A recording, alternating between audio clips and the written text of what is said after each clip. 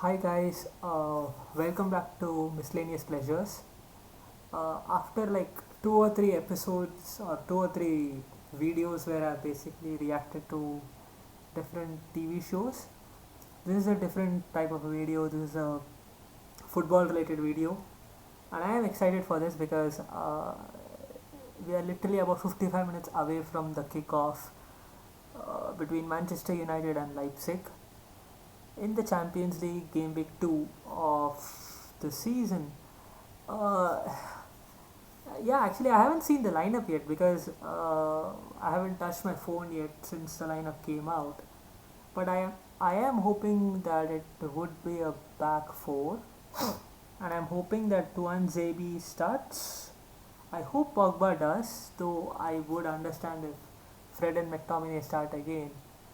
The problem, of course, with that is that they started against Newcastle, PSG, and Chelsea, and if they start this, and if they would have to then start against Arsenal on the weekend, then they would have to basically start 5 games in like 14, 15 days.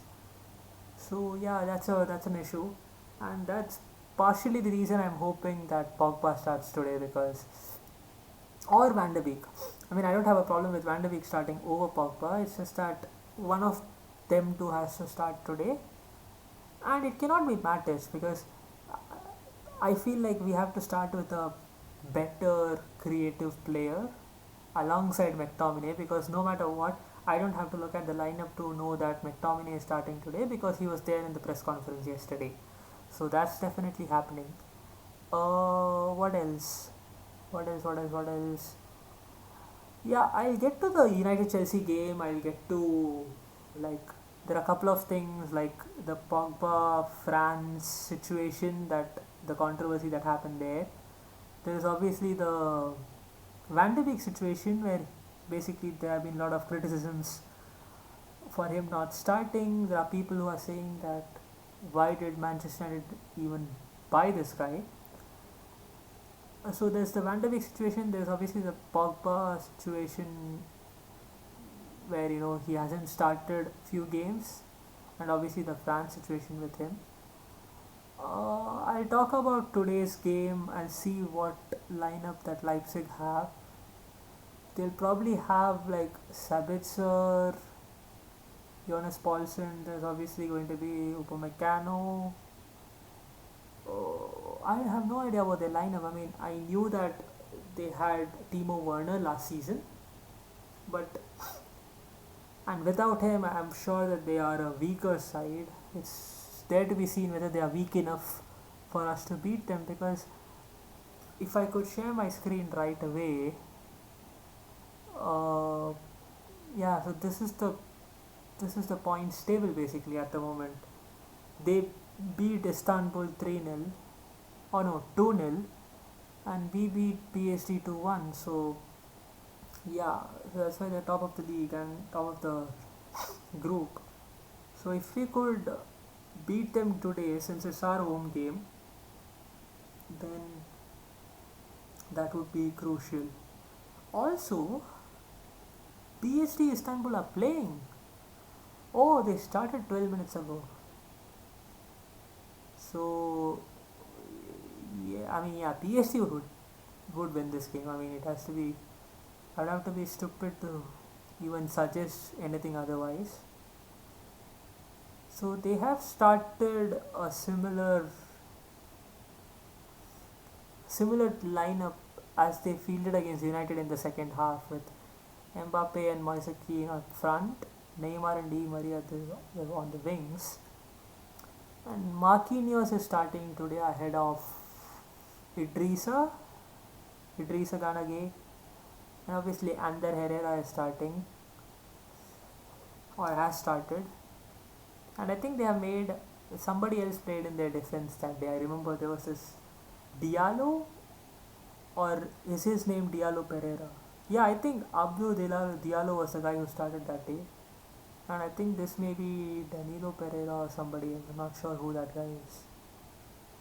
And on their bench, they have Sarabia, Kerr, Rafinha, Sergio Rico, I mean, their bench is weak, isn't it? Especially considering the fact that they basically like let Cavani go and they did not extend this guy's what's his name, the Argentine striker Mauro Icardi. Yeah, so they did not extend his loan, and obviously I think Verratti is still missing. Yeah, Verratti is still missing. So yeah, actually, PSG's lineup, their midfield is a bit lackluster. It's a working, hard working sort of midfield. But they do have an exciting front four, so I am expecting them to beat Istanbul by at least 3 goals. I hope the lineup is visible here because uh, bloody hell. You know what? I'm going to open up my phone to see the lineup because this is getting ridiculous now.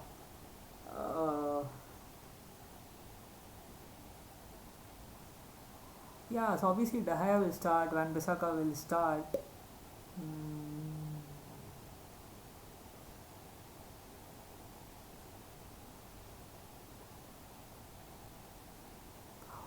Oh, oh, you idiot!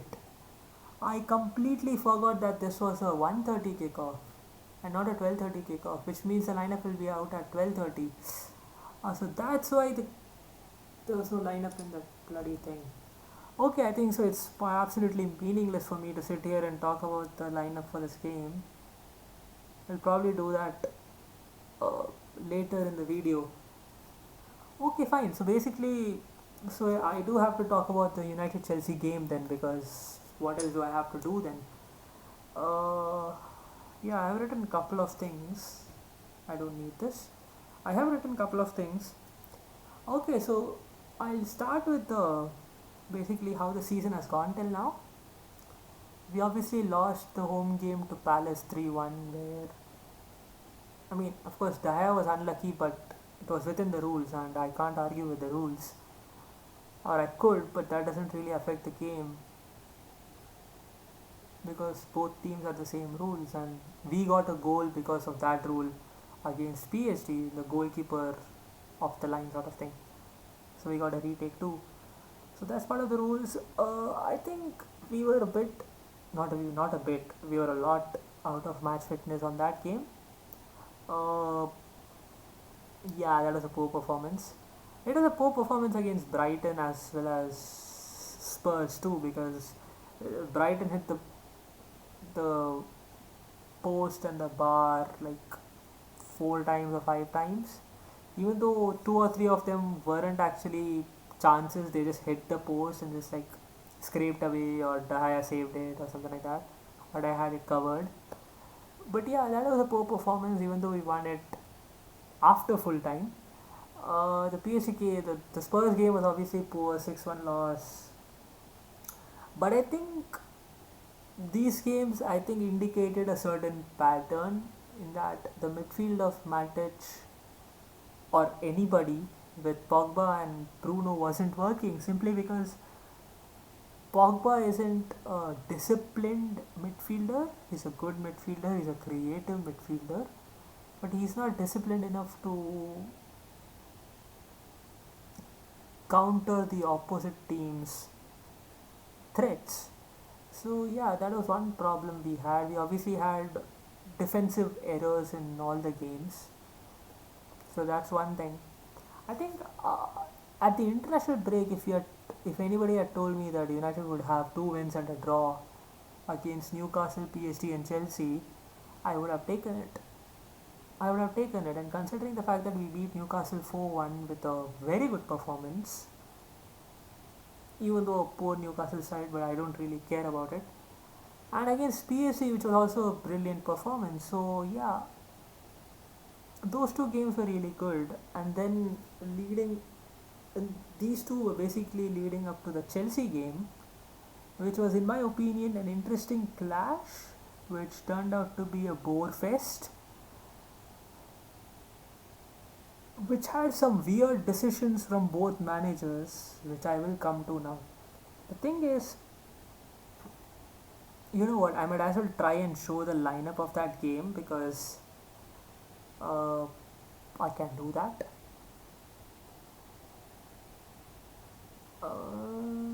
So we obviously had Dahaya. Yeah, so this was a back four again, and Tuanzebe didn't start. And some people were actually had some problems with it, but I didn't expect him to start against Chelsea simply because he hadn't played a game for 10 months and he then started against PSG. To expect him to start another game in 3 days against Chelsea, a top quality side, I think was not reasonable. And of course, the McTominay Fred midfield partnership. I think what Ole and the backroom staff have identified is probably the fact that McTominay and Fred complement each other very well, and that these two, when they played together last season before McTominay's injury, they actually were very good. Uh, Some people could argue that that's not Manchester United's level, but right now, this none of this is Manchester United's level. It's just what we have, and we have to forget about those things and just focus on the fact that these two are a very good midfield partnership, and that balance of a team is important. And when you weigh it up against creative players, if this were FIFA, I would be starting Van de Beek at 6, Pogba and Bruno in front of him, and I'd be having a ball. But the fact is, this is real life football, and we need to have different types of midfielders in the team to aid that balance. So having a McTominay sort of player who is sort of a box to box and who is calm on the ball, who is tall, along with a Fred who is sort of the play break the play up sort of player who also tackles and passes the ball very well, who plays against the press very well, and along with the creativity of Bruno Fernandes, I think that midfield is a really good one, not a great one, it's a good one. But then the problem is, or the problem that we had against Chelsea was player number one, player number two, and player number three. The problem was that Dan James, I think, is an impact sub. I don't think his quality is anywhere near the quality of even this Manchester United side. And we obviously missed Anthony Martial because had he been there, this is where he would have operated, and Rashford would have been here. And Mata, Juan Mata. This guy is a very good player. He actually had a wonderful game against Newcastle, and I don't think he had a bad one against Chelsea. I don't think a lot of players had a bad one. I mean, De Gea made, well, I don't think he made a save, but he didn't. He wasn't playing particularly bad. Van Bissaka had a good game. I think Lindelof had a very good game, even though I don't think he was man of the match. Maguire was really good in the air, and he was good defensively. He wasn't caught out that often. And I think Luke Shaw could have done better going forward, but I would have given him a 6.5 out of 10. McTominay and Fred were good. Fernandes was good. Didn't create much, but he was good. He, this guy had a few good connections with Bruno Fernandes, but I think he couldn't create much throughout the game. He got substituted, I think, in like the 60th minute or something. I have to see the timeline to actually figure out when he got substituted. Uh, he got subbed in the 58th minute. So yeah, so he got subbed in the 58th minute. So I think he could have done better with the start. But the thing to notice the most here is the fact that Chelsea played a back five. Well, here it says 3-4-2-1, but it in reality was a 5-2-1-2 or a 5-2-3 or whatever you want to call it. Because obviously in the first half, what happened was Chelsea had the ball, but they did not create much. I mean, in the whole game, they've had 6 shots and one on target, and that one on target was basically a meaningless shot in the first half. I remember in the first half, they had Pulisic had a chance where he hit it wide, but apart from that, nothing much. And they had a 60% position, if I'm not mistaken. I do remember seeing that. United created like couple of chances. I remember Rashford going one on one. I think he should have done better with that chance. There was obviously the couple of saves that Mendy made against Bruno and Mata, which were, you know, saves that you would expect a goalkeeper to make, but they were chances nonetheless. Second half also, the Cavani went close couple of times. Rashford had a good shot like towards the end of the game. I don't think United created much, but what surprised me about the game was that after first half, where we had only 40% possession in the first half, we have finished the game with a higher position than Chelsea, which tells me that Chelsea were extremely defensive compared to my expectations of them in the second half, which was surprising because I thought Lampard didn't do that. I thought that he would have probably gone for even a substitution. I mean, he brought on Mount for Werner, or Mount for Havertz and Tammy Abraham for Werner, and I don't remember who he brought on for Pulisic. Yeah, it was Ziyech, wasn't he? Yes, Ziyech came on very late. He came on in the 80th minute or something like that. Yeah, he came on in the 81st minute, and these two guys came on in the 72nd. Yeah, I don't know. I just didn't feel like they attacked anything in the second half. There was one good cross from Reece James. I think there may have been another opportunity where Werner was like 2-on-2 or something like that. Yeah, so this was basically a game where I think both the teams lacked ambition, lacked the will to win the game, in my opinion. And yeah, even people like, I think like what Solskjaer did in the game was, we started like this, a 4-2-3-1, where this guy was going to cut in and this guy was going to effectively play as a number 10 coming from the right hand side. And we changed, of course, to a 4. We basically changed to a diamond where I think Bruno was playing somewhere here, Pogba was somewhere here, or maybe not a diamond. I think he went to a diamond initially where Cavani and Rashford were up front. Rashford was playing down the left and Cavani was more central.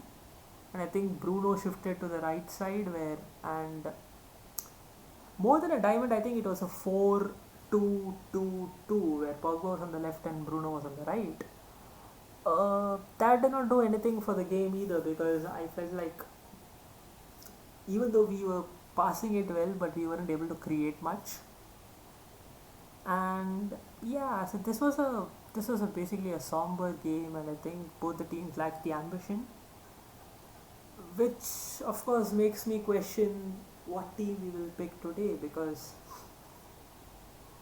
uh, because I think Greenwood is fit to start, and obviously Martial is available to start, and of course Rashford would start, so that's the front three right there. And if Solskjaer goes for a back five, then he only has two midfielders. So is he going to go with the same back five, 5-2-1-2, where Rashford, Martial would be up front with Bruno at the 10 and two midfielders with back five? But I got a news saying that Telles is not part of the squad, which then makes me wonder if it's going to be a back four with Shaw and Van Bissaka, with Maguire and Tuan Zabi, because also Lindelof is missing. So that was another piece of news. And then there's the midfield, because I think McTominay will start because he was in the press conference yesterday. There is a possibility that Matic could start here instead of Fred, or Pogba could start here instead of Fred. Obviously, Van de Beek is the third option, but I don't think Van de Beek will start. So, my thoughts on the game are that it was a somber game. It was a game which basically this phase describes it best because I am tired at the moment, and as unenthusiastic as I look right now, that game basically was a that type of a game. And yeah, I wasn't disappointed with the result. If you had told me before the game that we would draw against Chelsea, I would have probably taken it. But having seen the game, I felt that we could have done much better with our team selection, for instance. The thing is, people rave on about the quality substitutions that we made, and we did make quality substitutions in Cavani, Pogba, and Greenwood. The problem is that that's an admirable achievement, a feat, had the first team been good. The fact of the matter is, Dan James, I don't think, is good enough for the first team. I think Mata is not good enough for the first team. I think, yeah, he will have good games now and then, and that's probably the reason he's still there in the squad. But you can't rely on him to play well in majority of the game simply because of his age and his agility and his stamina levels, his pressing ability, stuff like that. Plus, we obviously missed Anthony Martial due to the stupid suspension. So yeah, I would have taken the result, but I do feel disappointed by the whole thing. Which brings me to this preview, because we of course beat PSG, but we do have to beat Leipzig. I think we need about 11 points to qualify, because if I assume that all the three teams, when I say three, I mean PSG, United, and Leipzig, if all of us beat Istanbul, that's already six in the bank, and that's a very real possibility in my opinion. So maybe 11, 12 points is what is required to qualify. Maybe 12, 13 points is something that is required to top the group, because this is a group of death, and Leipzig have won their, obviously, the game against Istanbul. It sort of puts pressure on United to win their home game against them, because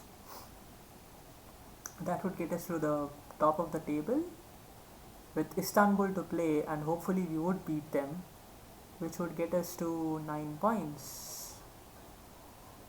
Yeah, which would get us to 9 points, and that would be comfortable to stay. So this game is still nil all at 31 minutes,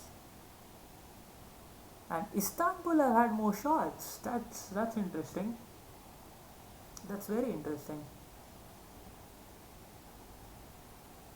So, and obviously I know that Istanbul has Rafael in it. So, and Neymar is injured. Wow. Neymar was injured and has thus been substituted for Pablo Sarabia. That's interesting.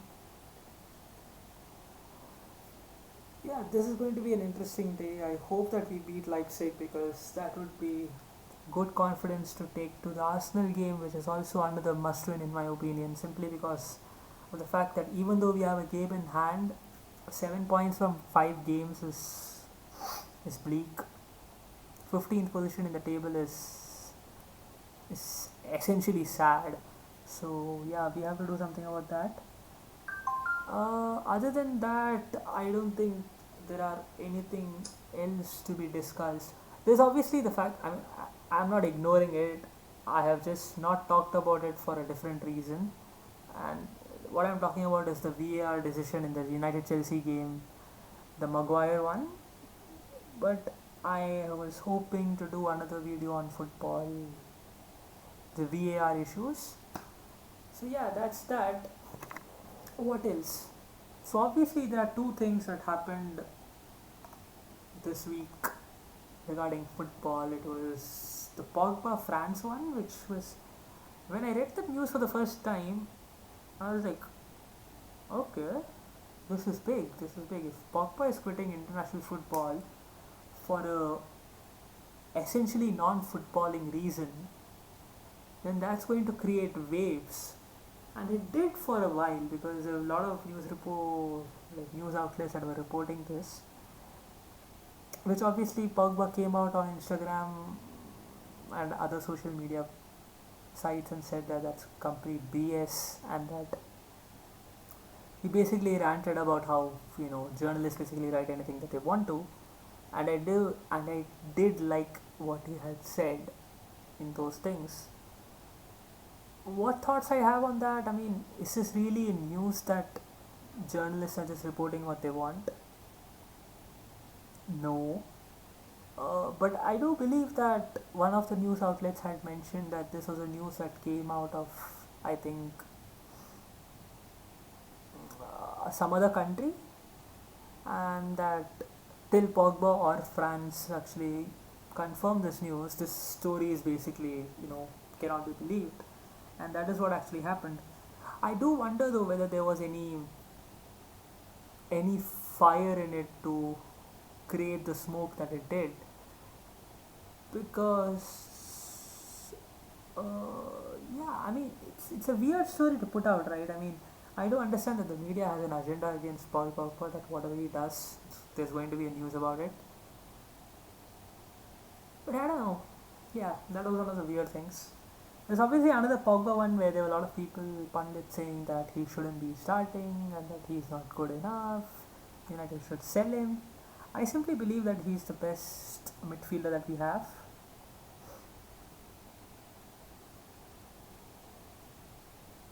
And if you want to make this statement less controversial, he's the he's in the top two midfielders we have in the club, which essentially means that he has to be part of as playing time is considered, he has to be a big part of it. And if he plays well, then United would definitely do well in any game, or Premier League or whatever. And I do believe that he wants to do well for the club, he wants to do well for himself. And yes, of course, there are one reason is match fitness, and he was also COVID affected person, so he had that riding against him, and that's probably the reason he has been coming on as subs. And the third reason is obviously the fact that we do play with a 4-3-3 or a 4-2-3-1, which means three midfielders, and to aid the balance, you have to have McTominay and Fred at the moment in those positions. So I do understand why Pogba hasn't started, and I do appreciate Solskjaer for making that decision, because it's a big decision to make. But people just want to criticize one person or the other, especially when Manchester United is in question. So I'm not really surprised by the uproar that it has created, or the criticism it has generated, basically. And the criticism it has generated is also because of another player in the club, another midfielder, another creative midfielder, in Donny van de Beek. And my only view on it is that I have complete trust in Solskjaer, that he has actually talked to Donny van de Beek about this. The fact that he probably wouldn't be starting in the initial part of the season, maybe, or maybe it is something related to, I don't think it's related to fitness, but maybe it's something related to getting used to the league, getting used to the way United play, or simply the balance of the team. I mean, Van de Beek is again a creative player, and to expect him to do the defensive part of the position is unreasonable. So I think that's the reason he hasn't started. And people are saying stuff like, Van de Beek must be wondering why he even joined Manchester United. I'm like, I don't think he's wondering. He's just calm. I mean, people just want to talk about Manchester United, and this basically sells United. So yeah, that's why they are saying stuff like that. But honestly, I don't think that he has any issues with the club per se. And Solskjaer, I'm sure, has talked to him about his playing time, and how much he's going to play. That's all. And you know like Liverpool had, or do still have, like the tradition of, there are people like Keita. Fabinho didn't play a lot in the first season, or the first 6 months of the first his first season at the club. Keita still hasn't started necessarily a lot of games, partially due to injury. There are a lot of players who haven't necessarily started a lot of games, but that's because Klopp wants them to be with a certain pressing intensity and stuff like that. So I think Van de Beek is a similar situation, and that I'm sure by the end of the season he would have had at least 30 to 40 appearances, with quite a few of them starting in the first 11. So yeah, I'm not worried about that situation, though it would be interesting to see how things unfurl in the coming weeks. What else? I think that's all for this video. I've talked about the United Chelsea game. I'm not sure if there's anything else to talk about. The incident, I'll come to the incident in a later video. I think my predicted lineup for the Leipzig game would be De Gea, Van Bissaka, Maguire, Tuanzebe, Shaw, McTominay, Pogba, Bruno, Rashford, Martial,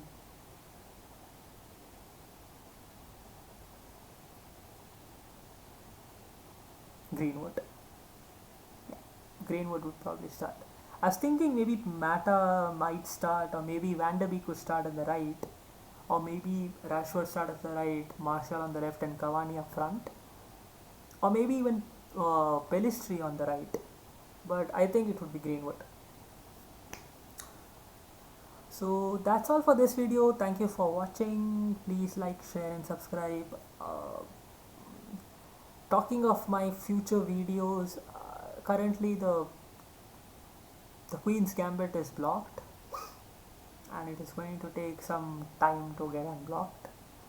I have just completed my reaction to Dark, which will be up on the channel tomorrow. Obviously, you know, it will also have some copyright issues, and hopefully it will be resolved and it will be uploaded quite soon. And yeah, that's all. That's there in the queue. Uh, but yeah, I have already put up a video about the schedule and stuff like that. So things like Stranger Things, Doctor Who, and other videos are coming up pretty soon. So please stay with the channel, please support it, and please, as I said, like, share, and subscribe if you like the content. And I will be back with another video quite soon. Bye guys.